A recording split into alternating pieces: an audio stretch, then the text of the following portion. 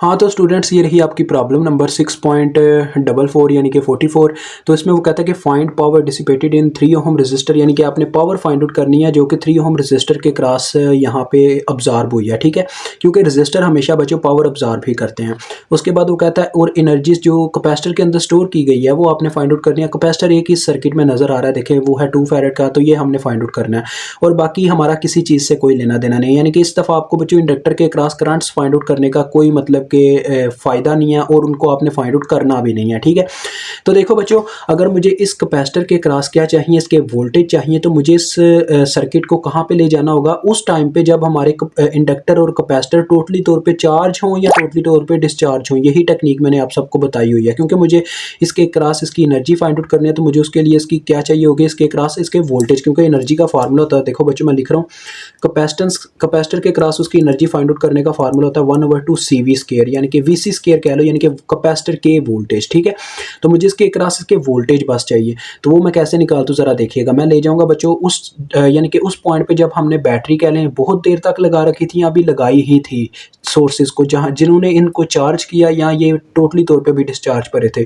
तो जब कैपेसिटर और इंडक्टर टोटली तौर पे चार्ज या डिस्चार्ज होते हैं तो वो क्या होता है जी, देखें मैं आपको बताता हूँ, पूरी कहानी यहाँ पे आपको समझा देता हूँ, टेंशन नहीं लेनी बच्चों। होता बस कुछ इस तरह से है। Inductor as a short wire के तौर पे वर्क करते हैं और जो कैपेसिटर होते हैं वो एज अ ओपन सर्किट के तौर पे वर्क करते हैं। ये देखें, ये कैपेसिटर ओपन हो जाएगा ऐसे, ठीक है। और मैंने इंडक्टर की जगह इस दफ़ा करंट इसलिए मेंशन नहीं की क्योंकि हमें करंट फाइंड आउट करने का फ़ायदा ही नहीं है, हमारा कोई उससे लेना देना ही नहीं है इंडक्टर से, ठीक है। इस दफ़ा हमारा इंडक्टर से लेना देना नहीं है। तो ये 2 फैरेड का कैपेसिटर, ये देखें ऊपर इसकी पॉजिटिव प्लेट है, क्योंकि जो प्लेट बिल्कुल ऐसे स्ट्रेट होती है उस तरफ पॉजिटिव साइन हम हमेशा देंगे, और जिस तरफ ये थोड़ी टेढ़ी होगी उस तरफ नेगेटिव। तो ये आ गया VC वोल्टेज, ठीक है। और ये आ गया 4 ओहम का रजिस्टर, और मज़ीद देखें ये आ गया 3 ओहम का रजिस्टर, और उसके बाद ये 6 ओहम का। आप उस कंडीशन पे ले गए हुए हो जब आपके कह लें कि बच्चों मिसाल के तौर पे हम एक ही कंडीशन रख सकते हैं। आप यही समझ लो कि हमारे कैपेसिटर और इंडक्टर टोटली तौर पे चार्ज हो चुके हुए हैं, दैट्स वाई वो एज अ शॉर्ट वायर और ओपन सर्किट के तौर पे वर्क करें। ये भी एज अ बच्चों शॉर्ट वायर के तौर पे वर्क करेगा। तो ये सर्किट आपके सामने ऐसा आ जाएगा बच्चों। अगर आप चेक वगैरह से देखने जाएँ तो वहाँ पे आपको देखने को मिलेगा उसने पता नहीं सोर्स ट्रांसफॉर्मेशन की टेक्निक्स लगा के कितना लंबा सर्किट को किया हुआ है। तो इस वजह से ना वो थोड़े मुश्किल भी होते हैं। तो एक और बात यार, वो बच्चे जो बार-बार मुझसे पूछते हैं सर नोट्स यार, नोट्स को प्रोवाइड नहीं कर सकता, उसकी ये वजह, 2 उसकी वजूहात हैं। एक ये है कि मैं इतना यार खूबसूरत तो लिखता नहीं हूँ, और दूसरा कि मैं रजिस्टर अपने पास भी नहीं रखता, हर दफ़ा रद्दी में ही चले जाते हैं। और दूसरी बात बच्चों, चेक वगैरह से कुछ बच्चे ये भी कहते हैं सर आप सॉल्यूशन खरीद के हमें बेच क्यों नहीं देते।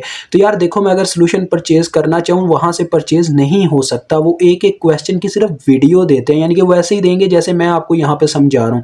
वीडियो ना दें तो वो आपको सॉल्यूशन दिखाएँगे तो एक-एक क्वेश्चन का दिखाएँगे, और वो भी कुछ लम्हे के लिए ही दिखाएँगे, ठीक है। मतलब लम्हे से मुराद ये है कि वो दिखाएँगे तो ज़रूर, लेकिन एक-एक क्वेश्चन को अब मैं फाइंड आउट करके उनका एक सॉल्यूशन बना के भेजूँ, वो काफ़ी लंबा हो जाएगा, ठीक है काम।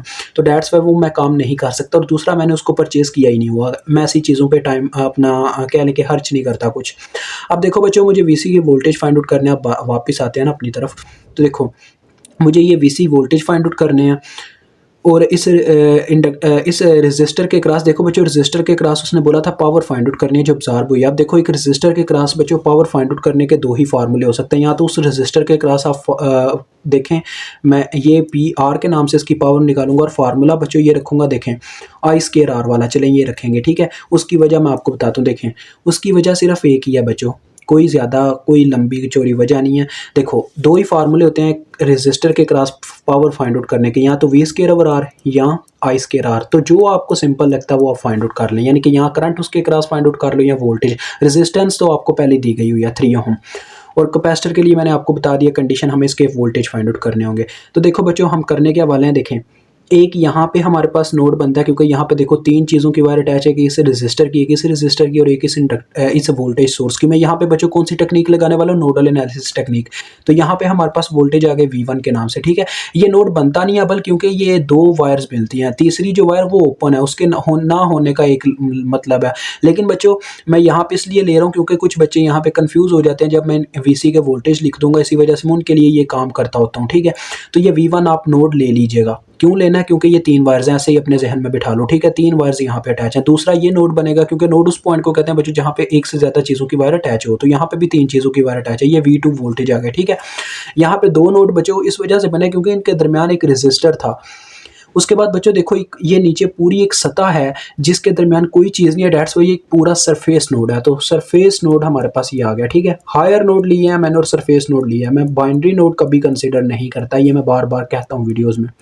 कंडीशन आ जाए तो करना पड़ता है, अदरवाइज़ नहीं। तो बच्चों आपको पता है जब भी नोडल एनालिसिस टेक्निक लगानी हो, केसीएल लगाना हो, तो एक नोड को अपना हमेशा हमें ग्राउंड करना पड़ता है। तो ये मैंने नीचे वाला नोड ग्राउंड कर दिया है, ठीक है? 0 वोल्ट, इसका ये मतलब होता है। अब देखो मुझे V1 और V2 वोल्टेज फाइंड आउट करने होंगे, फिर ही ये VC और ये दूसरे काम हमारे सेट होंगे। देखो बच्चों, ये जो V1 वोल्टेज है ये डायरेक्ट इनकी वैल्यू मिल रही है। कैसे देखो, ये जो 12 वोल्ट का सोर्स है ये इस नोड और इस नोड के दरमियान सेंटर में लगा हुआ और कोई रजिस्टर नहीं आ रहा इनके बीच। तो ये कुछ इस तरह से देखो बनता है, ये हमेशा मैं साइड में बना के दिखा देता हूँ। तो ये V1 है, ठीक है? ऐसे ये सेंटर में लगा हुआ है voltage source plus minus 12 volt और इस तरह से नीचे लगा हुआ है ग्राउंड 0 वोल्ट। तो देखो बच्चों अगर हम वो सुपर नोड की टेक्निक वाले तरीके से अगर इसकी इक्वेशन लिखना चाहे कैसे लिखेंगे, देखें जिस तरफ पॉजिटिव पोल वो वाले वोल्टेज प्लस में और जिस तरफ नेगेटिव पोल वो वाले वोल्टेज माइनस में, -0 और इक्वल टू 12 जितने वोल्टेज थे। तो देखो V1 की वैल्यू आ गई 12 वोल्ट, ठीक हो गया? तो ये तो हमें पहले ही पता चल गया। अब जो देखो सीधी सी बात है, मुझे बस फाइंड आउट करने होंगे V2 के वोल्टेज। वो कैसे फाइंड आउट करूंगा? By using nodal analysis technique, यानी कि KCL लगाऊंगा। चलो KCL लगाते हैं। अप्लाई KCL एट नोड 2, ये आपने लिख लेना है। तो the sum of entering current is equal to sum of leaving current, ये सब बच्चे जानते हैं। यानी कि हमने हर एक वायर के क्या करना है, करंट लिखनी है जिस नोड के घेरे में आ रही है। देखिए इस नोड के घेरे में ये 3 वायर्स आ रही हैं। इस दफ़ा तो मैंने डॉटेड भी बच्चों आपके लिए लगा दी हैं। तो बच्चों देखो मैं हमेशा लेफ़्ट साइड पे क्या करता हूँ, लिविंग करंट्स लिखता हूँ। ये चीज़ याद रखना। पहले मैं इस वायर की बच्चों करंट लिखूँगा। तो देखो इस वायर की करंट का मुझे नहीं पता, तो मैं क्या करता हूँ, इस नोड में से एक करंट को बच्चों लीव करवा देता हूँ, ठीक है? हाँ जी, चलें हम इस नोड में से एक करंट को लीव करवाते हैं। देखो बच्चों जब मैं इस नोड में से एक करंट को लीव करवाऊँगा तो क्या होगा, हमारे पास क्या फार्मूला लगेगा। देखो बच्चों जब हम एक नोड में से करंट को लीव करवाते हैं तो उसी वक्त उस नोड के वोल्टेज लिख के आगे माइनस लगा देना होता है। ये चीज़ मैंने आप सबको बताई हुई है। तो यहाँ से हमारी करंट लीव हुई और जाके डायरेक्ट इस वोल्टेज सोर्स में एंटर कर गई, ठीक है? तो लिहाजा यहाँ पे कितने इस नोड में एंटर कर गए, सॉरी इस नोड में एंटर करके यहाँ पे कितने वोल्टेज हैं, 12, क्योंकि वैल्यू ही पुट कर दो V1 की। बटे में आगे जितने रेजिस्टेंस रास्ते में वो है 3, ठीक हो गया बच्चों? उसके बाद बच्चों देखो इस वायर की मुझे करंट लिखनी है, इसकी भी मुझे करंट नहीं पता। तो यहाँ पे भी मैं ओहम्स लॉ की मदद लूँगा। यहाँ से मैं करंट को लीव करवाता हूँ। जो ही आपने करंट लीव करवानी होती है उसी वक्त उस नोड के वोल्टेज लिख के आगे माइनस लिखना होता है जहाँ से आप करंट लीव करवाते हो। यहाँ से मैंने लीव करवाई और जाके दूसरे नोड में करंट एंटर करके जहाँ पे 0 वोल्ट है, तो ये आ गया V2 - 0 और जितनी रेजिस्टेंस रास्ते में आई विच इज़ इक्वल टू, देखो बच्चों क्योंकि दूसरी करंट जो रह गई या तीसरी वायर उसमें एक एंटरिंग करंट है, एंटर करने वाली, तो उसको हमने इस साइड पे लिखना है। क्योंकि मैंने बोला था the sum of entering current is equal to sum of leaving current. तो लिविंग करंट इस साइड, ये एंटरिंग करंट इस साइड पे आ गई और लिविंग करंट इस साइड पे, क्योंकि बच्चों left hand side is equal to right hand side होता है। आप जहाँ मर्जी लिख सकते हो। तो बच्चों आप क्या करते हैं, इसका बटा खत्म करने के लिए हम इस कैल्शियम से ज़रब दे देते हैं। देखें इस कैल्शियम बन रहा है 6, तो मैं हर एक चीज़ को 6 से ज़रब देने लगा। यहाँ पे जब 6 ज़रब खाएगा 3 1 ज़ा 3 2 ज़ा 6, तो ऊपर 2 मल्टीप्लाई हो गया, 2V2 माइनस ये 2 12 बार कितना होता है बच्चों, 24, ठीक है? यहाँ पे जब 6 ज़रब खाएगा पूरे का पूरा 6 कैंसिल और ये आ गया V2 सिंपल। यहाँ पे जब 6 से ज़रब खाएगा 36 आ जाएगा, ठीक है? समझ आ रही है ना? तो देखो ये क्या बन रहा है, 3V2 इज इक्वल टू 36 जमा 24। तो 36 जमा 24 कितना होगा, 4, ये 40 और ये 60 बन जाएगा। और V2 इज इक्वल टू 60/3, क्योंकि यहाँ पे 3 मल्टीप्लाई हो रहा था उधर जाके डिवाइड हो गया। तो V2 की बच्चों देखो क्या वैल्यू आ रही है, 3 1 ज़ार 3 2 ज़ार 6, तो यार 20 वोल्ट।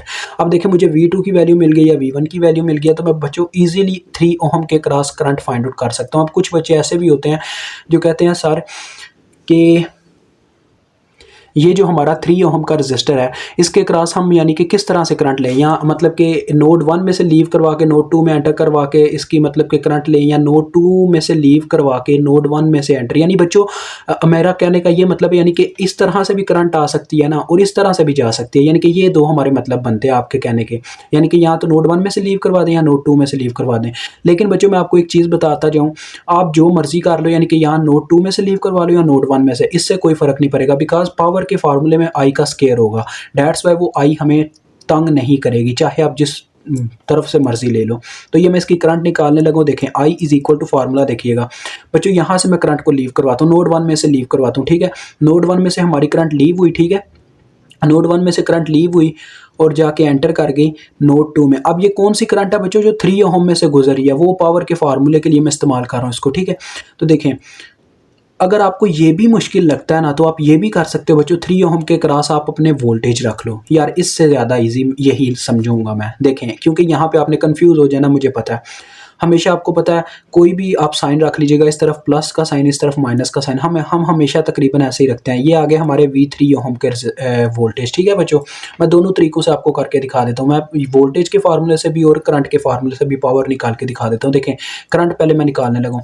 करंट को मैं लीव करवा रहा हूँ बच्चों नोड 1 में से, तो नोड 1 में से करंट लीव हुई, उसी वक्त आ गया V1 माइनस, और जाके एंटर कर गई नोड 2 में, तो ये आ गया V1 माइनस V2 ओवर जितनी रेजिस्टेंस रास्ते में वो है 3, तो ये I3 ओम, यानी कि करंट एक क्रॉस 3 ओम रजिस्टर वाली है। तो V1 की बच्चों कितनी वैल्यू थी 12, और V2 की कितनी वैल्यू आई 20, 12 माइनस 20 ओवर 8 ओवर 3, तो ये आ गया -8 ओवर 3, ठीक है।